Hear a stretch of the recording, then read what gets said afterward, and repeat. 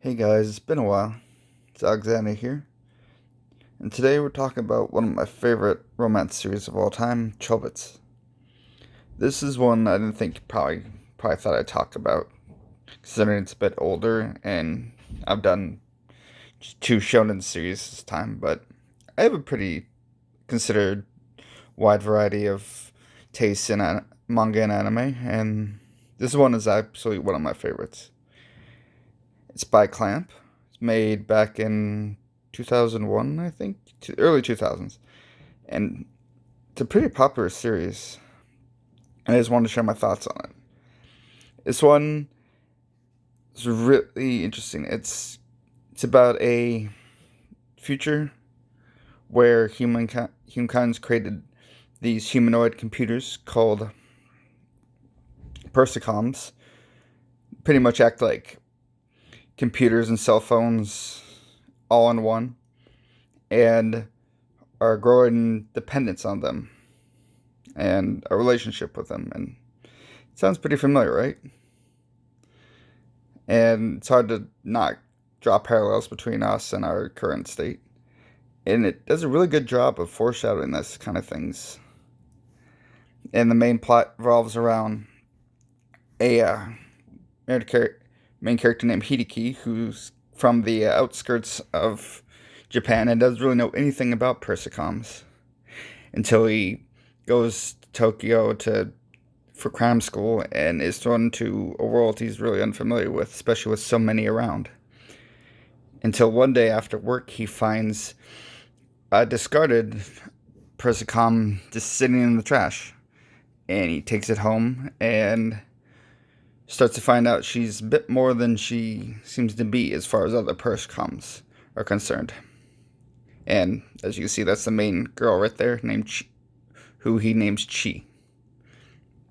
And pretty much the story revolves around them growing closer and him figuring out the mystery of where she came from. And one thing that always drew me in is just such a cute art style. If you look into it, it's just like the Clamp is a great, very unique art style. When you see it, it's just hard not to absolutely love it. And they have a very distinct, I say, aesthetic that they brought to this and some of their other works, like uh, Ray Earth, uh, Angelic Layers, and so on and so forth. And this one still carries that very distinct style.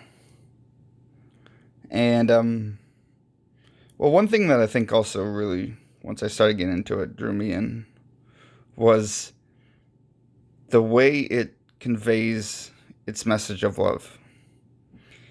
Like, it's not just like him falling in love with her, it's how all the characters in their very unique world interact with and develop relationships with persicoms and each other. And it's not just saying one's good over the other. They're pretty much, excuse me, validating all sorts of love between humans and persicoms, and even later on we see persicoms and other persicoms. It just is a very all open and very unique way of looking at it. Pretty much the way I would also describe this is pretty much if Ghost in the Shell was a romance series. Is the best way I can also describe this series. And I think in that way it really um, reflects a certain side of sci-fi that we don't normally see. At least not at the time. This one is, I think, was a good trailblazer for that kind of thing.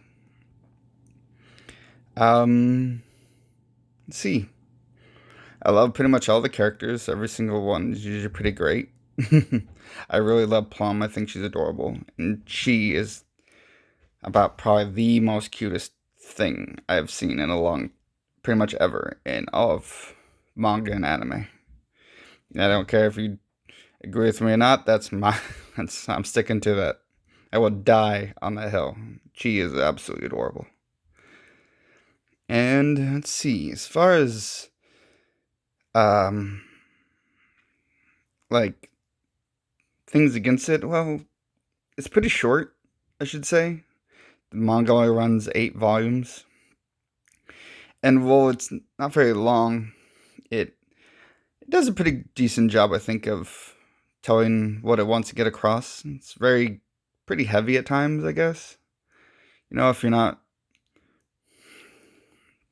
ready for that, it's not as bad as some of the other stuff, but it can get pretty existential at times.